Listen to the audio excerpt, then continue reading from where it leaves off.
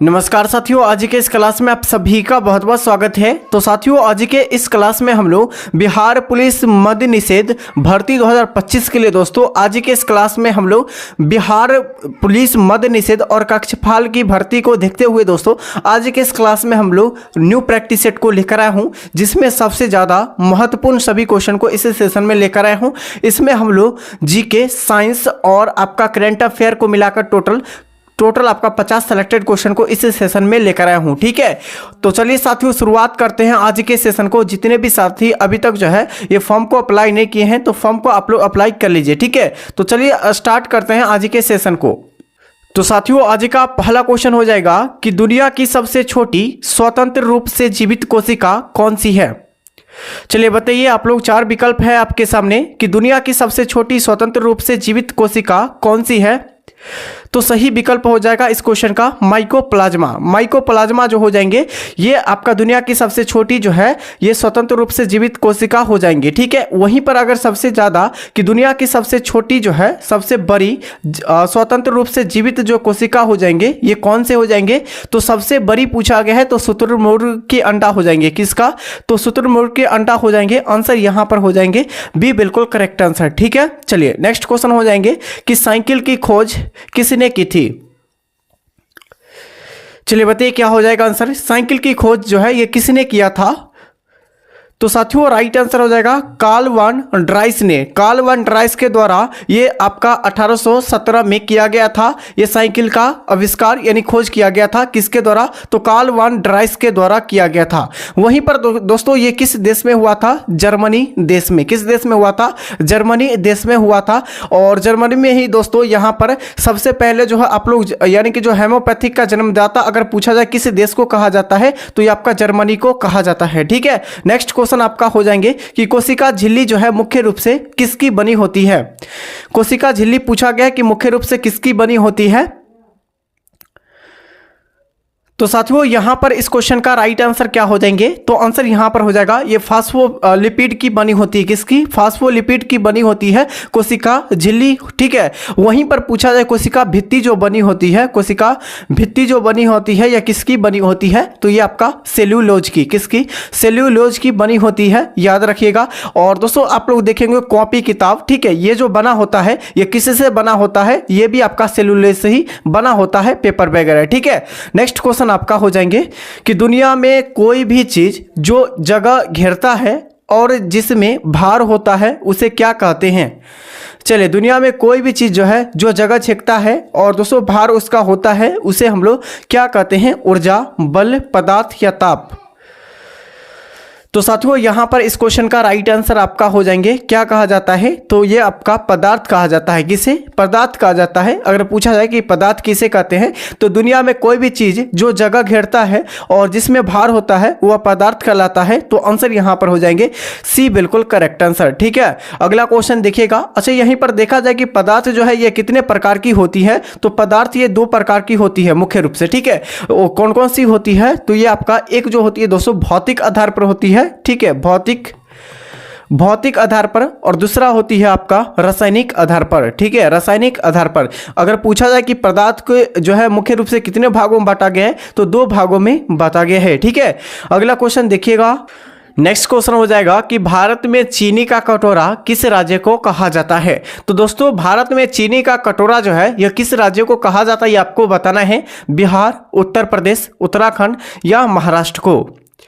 चलिए बताइए क्या हो जाएगा आंसर। तो साथियों यहाँ पर इस क्वेश्चन का राइट आंसर क्या हो जाएंगे, चीनी का कटोरा जो कहा जाता है ये आपका उत्तर प्रदेश को कहा जाता है। उत्तर प्रदेश राज्य को चीनी का कटोरा कहा जाता है। और सबसे ज्यादा अगर पूछा है कि गन्ना उत्पादक करने वाला राज्य कौन सा है, तो आपका उत्तर प्रदेश ही हो जाएंगे। ठीक है, वहीं पर दोस्तों आपसे पूछा जाए कि चीनी का कटोरा तो आपका ये आपका उत्तर प्रदेश में स्थित है। वहीं पर अगर पूछा है कि चीनी सबसे ज्यादा ये किस राज्य यानी उत्पादन करता है, तो ये आपका महाराष्ट्र। ठीक है, महाराष्ट्र राज्य जो है ये सबसे ज्यादा चीनी उत्पादक करने वाला एशिया का सबसे बड़ा आपका राज्य हो जाएंगे। यानी देश भी पूछा जाए तो आपका भारत देश जो हो जाएंगे एशिया में सबसे ज्यादा चीनी उत्पादक करने वाला हो जाएंगे। ये दोस्तों चीनी उत्पादक और दोस्तों क्या उत्पादक करते हैं, तो दोस्तों आपका यानी कि महाराष्ट्र के नासिक में, ठीक है, नासिक में, यहाँ पर याद रखिएगा, नासिक में जो है ये जो सबसे ज़्यादा जो है प्याज भी उत्पादक किया जाता है, ये आपको पता होना चाहिए। देखिए प्याज और यानी प्याज और दोस्तों यहाँ पर चीनी, ये एशिया में सबसे ज़्यादा उत्पादक करने वाला देश आपका भारत देश हो जाएंगे। कौन हो जाएंगे? भारत देश के अंदर आपका कौन से राज्य? तो ये आपका महाराष्ट्र हो जाएंगे। यहाँ पर आपको समझ में आ गया होगा, ठीक है। यहीं पर देखा जाए कि दोस्तों यहाँ पर पूछा जाए कि चीनी का कटोरा किसे कहा जाता है, तो यहाँ पर आपका उत्तराखंड को कहा जाता है, सॉरी यार उत्तर प्रदेश को कहा जाता है। वहीं पर अगर फूलों की घाटी पूछा जाए कि किस राज्य को कहा जाता है, तो फूलों की घाटी जो कहा जाता है ये आपका उत्तराखंड को कहा जाता है। किसे? उत्तराखंड को कहा जाता है, इसे याद रखिएगा दोस्तों। और दोस्तों महलों का शहर किसे कहा जाता है? तो दोस्तों महलों का शहर जो कहा जाता है किसे कहा जाता है? तो कलकत्ता को, ठीक है। चलिए अगला क्वेश्चन देखिएगा कि आपका नागा अर्जुन सागर बांध यह किस नदी पर स्थित है? देखिए नागा अर्जुन बांध यह किस नदी पर स्थित है? कावेरी, कृष्णा, गोदावरी या तुंगभद्रा? तो साथियों यहाँ पर इस क्वेश्चन का करेक्ट आंसर हो जाएंगे कि नागा अर्जुन सागर बांध यह किस नदी पर स्थित है? तो आपका कृष्णा नदी पर। कृष्णा नदी जो है ये दोस्तों ये आपका ये बॉर्डर पर स्थित है, दो राज्यों के बॉर्डर पर स्थित है। कौन कौन से राज्य हो जाएंगे यहाँ पर देखिएगा, ये आपका कौन हो जाएगा? तेलंगाना हो जाएगा, ये आपका आंध्र प्रदेश हो जाएगा। ये दोनों के बॉर्डर पर जो स्थित है ये कौन सी आपका नदी स्थित है? कृष्णा नदी, ठीक है, कृष्णा नदी हो जाएंगे। यहाँ तक तो आपको क्लियर हो गया होगा। चलिए अगला क्वेश्चन देखिएगा कि चट्टानी स्तरों पर लाइकेन के विकास को क्या कहते हैं? देखिए चट्टानी जो है स्तरों पर लाइकेन के विकास को क्या कहते हैं, आप सभी को बताना है। तो करेक्ट आंसर यहाँ पर हो जाएगा दोस्तों, यानी कि क्या हो जाएगा? सेक्सिकोलस। क्या हो जाएगा? सेक्सिकोलस। यहाँ पर करेक्ट आंसर सी हो जाएंगे। चलिए मन्नार की खाड़ी, यानी मन्नार की खाड़ी कहाँ स्थित है? और दोस्तों इस क्लास में जितने भी क्वेश्चन लिए हैं सभी क्वेश्चन सेलेक्टेड और इम्पोर्टेंट क्वेश्चन है, जो कि आपके परीक्षा में दोस्तों इसी लेवल के आपके परीक्षा में क्वेश्चन पूछा जाता है। तो हम लोग इसी अकॉर्डिंग के आपके सामने ये सभी क्वेश्चन को हम लोग लेकर आए हैं। और साथियों अभी तक चैनल से नहीं जुड़ पाए हैं, चैनल को सब्सक्राइब और इस वीडियो को लाइक कर दीजिए। दोस्तों आप लोग का एक लाइक हमें मोटिवेशन बनता है। और दोस्तों आप लोग हमारे टेलीग्राम चैनल से नहीं जुड़े हैं तो टेलीग्राम चैनल से भी जुड़ जाइए। टेलीग्राम चैनल का लिंक इसी वीडियो के डिस्क्रिप्शन बॉक्स में आपको मिल जाएंगे, ठीक है। मन्नार की खाड़ी या कहां स्थित है ये आपको बताना है। तो साथियों राइट आंसर इस क्वेश्चन का क्या हो जाएंगे? मन्नार की खाड़ी ये तमिलनाडु और दक्षिणी पूर्वी में स्थित है। तो आंसर यहां पर क्या हो जाएंगे? तो आंसर यहां पर हो जाएंगे दोस्तों ये आपका सी, बिल्कुल करेक्ट आंसर, ठीक है। चलिए अगला क्वेश्चन देखिएगा कि भारत में सर्वाधिक लिंगानुपात वाला राज्य कौन सा है? तो सबसे ज़्यादा लिंगानुपात वाला राज्य पूछा जाए कि कौन से राज्य हो जाएंगे? तो साथियों यहाँ पर इस क्वेश्चन का राइट आंसर क्या हो जाएगा? लिंगा अनुपात वाला सबसे बड़ा राज्य अगर देखा जाए तो कौन हो जाएंगे? चलिए बताइए दोस्तों क्या हो जाएंगे आंसर यहाँ पर? तो यहाँ पर केरला हो जाएगा। क्या हो जाएगा? केरला, ठीक है। यहाँ पर इस क्वेश्चन का करेक्ट आंसर सी हो जाएंगे। अगला क्वेश्चन देखिएगा क्षेत्रफल के दृष्टि से भारत का सबसे बड़ा राज्य कौन सा है? तो क्षेत्रफल के दृष्टि से भारत का सबसे बड़ा राज्य पूछा गया है, ये राजस्थान हो जाएंगे, सभी को पता होगा। चलिए रबर उत्पादक में भारत का अग्रणी राज्य कौन सा है? तो दोस्तों रबर उत्पादक में भारत का अग्रणी राज्य ये कौन सा है, ये आप सभी को बताना है। तो साथियों रबर उत्पादक में सबसे ज़्यादा यानी कि सबसे बड़ा राज्य कौन सा हो जाएंगे? तो साथियों राइट आंसर हो जाएंगे यहाँ पर केरला राज्य, ठीक है, केरला राज्य। और दोस्तों मसालों का बगीचा अगर पूछा जाए कि मसालों का बगीचा किस राज्य को कहा जाता है? तो ये आपका केरल राज्य को कहा जाता है। यहीं पर सबसे ज़्यादा दोस्तों यहीं पर सबसे ज़्यादा मसाला उत्पादक किया जाता है, याद रख लेना है किस राज्य में। अगर पूछा है सबसे ज़्यादा मसाला उत्पादक करने वाला राज्य कौन सा है, तो केरला आपका हो जाएंगे, ठीक है। चलिए यहां तक तो आप सभी को क्लियर हो गया होगा। अगला क्वेश्चन देखेगा और जितने भी साथी इस क्लास को देख रहे हैं और हमने जितने भी एक्स्ट्रा फैक्ट एक्सप्लेनेशन करके बता रहे हैं वो सभी एक्स्ट्रा एक्सप्लेनेशन करके जितने भी क्वेश्चन बताते हैं उस सभी क्वेश्चन को एक एक करके याद रखेगा ताकि आपके परीक्षा में ना छूटे दोस्तों, ठीक है। चलिए अगला क्वेश्चन है जलियांवाला बाग हत्याकांड की जांच के लिए किस कमीशन का गठन किया गया था?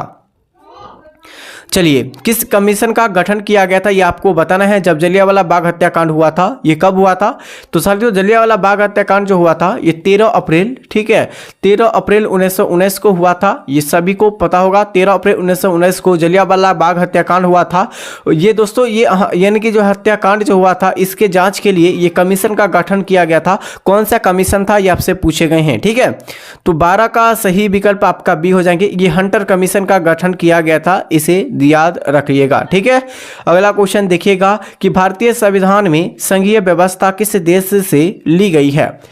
तो भारतीय संविधान में संघीय व्यवस्था किस देश के संविधान से लिया गया, यह सभी को बताना है।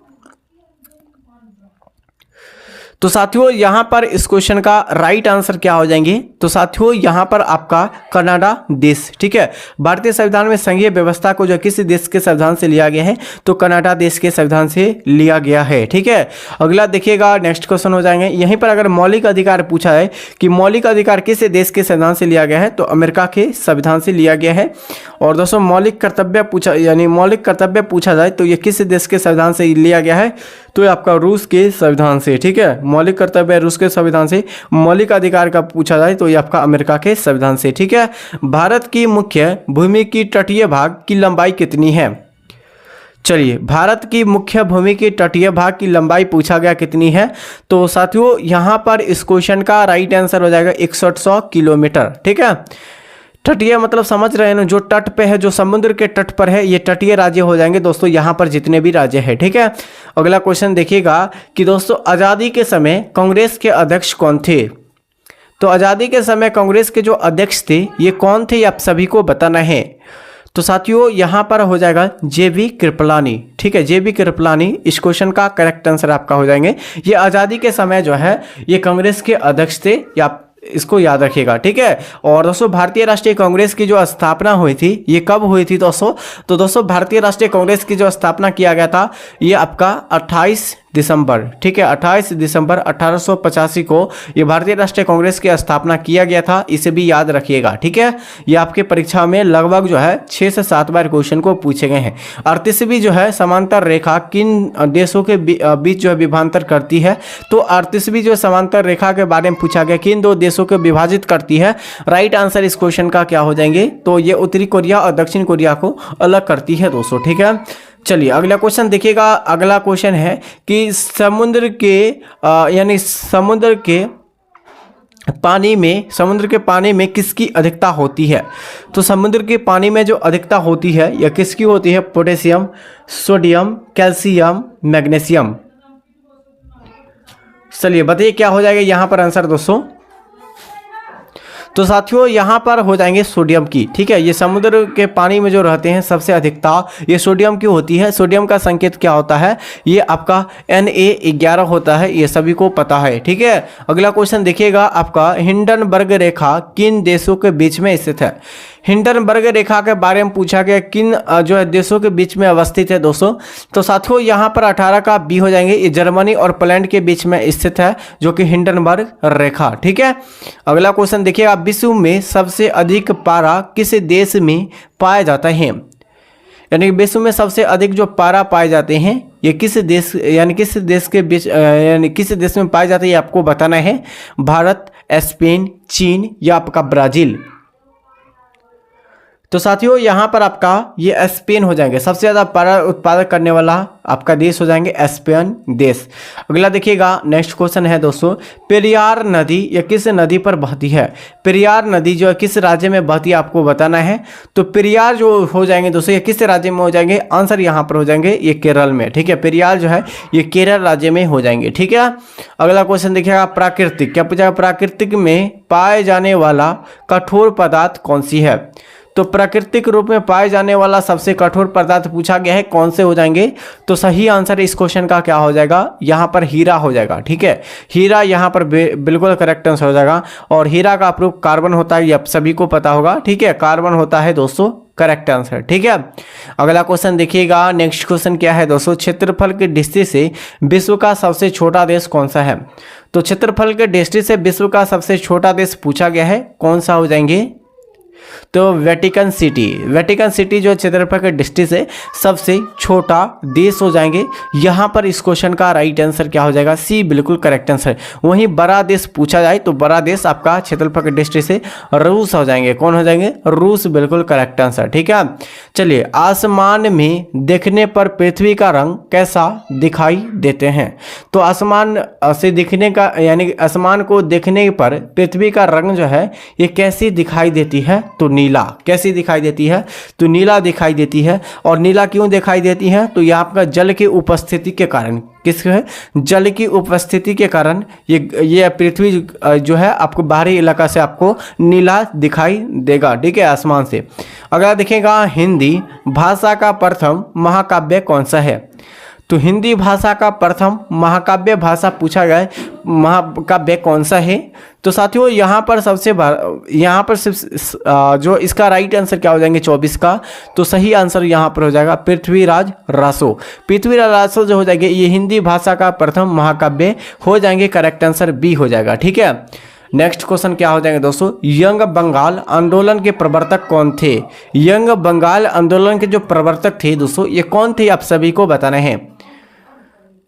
तो साथियों राइट आंसर इस क्वेश्चन का क्या हो जाएगा, तो 25 का आंसर यहाँ पर हेनरी विलियन यानी कि हेनरी विवियन, उसके बाद जो है डेरोजिया, इस क्वेश्चन का करेक्ट आंसर आपका हो जाएंगे। अगला क्वेश्चन देखिए, एशिया कप 2025। ये दोस्तों आज के करंट अफेयर जो है आपको, जो कल जो है एशिया कप हुआ है उसका हमने करंट अफेयर को उठाए हैं। और दोस्तों आपका जो है यहाँ से करंट अफेयर से भी क्वेश्चन अच्छी तरह से याद रखिएगा ताकि आपकी परीक्षा में क्वेश्चन ना छूटे। देखिए एशिया कप 2025 फाइनल में भारत ने पाकिस्तान को कितने विकेट से हराया। चलिए कितने विकेटों से हराया है, तो साथियों राइट आंसर इस क्वेश्चन का क्या हो जाएंगे, तो 26 का यहाँ पर हो जाएंगे, क्या हो जाएंगे, तो 5 विकेटों से हराया। ठीक है, अगला question, Asia cup 2025 final match ये खेला गया था, ये कहाँ, तो दुबई में, दुबई शहर में खेला गया था। ये सभी को पता है एशिया कप फाइनल मैच जो खेला गया था, जो कि भारत और पाकिस्तान के बीच में हुआ था, और इसमें जो है भारत का विजय हुआ था। ठीक है, चलिए एशिया कप 2025 के फाइनल में पाकिस्तान की टीम कितने रन जो है ऑल आउट हो गए थे, यानी कितने रन पर ऑल आउट हो गए थे दोस्तों। एशिया कप 2025 में पाकिस्तान की टीम जो है कितने ओवर में और यानी कितने रन में ऑल आउट हो गए थे, तो दोस्तों 146 रन बनाकर ऑल आउट हो गया था। आंसर यहाँ पर ए बिल्कुल करेक्ट आंसर। अगला क्वेश्चन देखिए, एशिया कप 2025 ये फाइनल मैच ऑफ द, यानी कि क्या पूछा गया है कि एशिया कप 2025 फाइनल में मैच ऑफ द मैच कौन पड़ा है। ठीक है, तो यहाँ पर क्या हो जाएंगे दोस्तों, मैच ऑफ द मैच जो पड़ा है ये किसे, तो यहाँ पर आपका क्या हो जाएंगे, तिलक वर्मा को।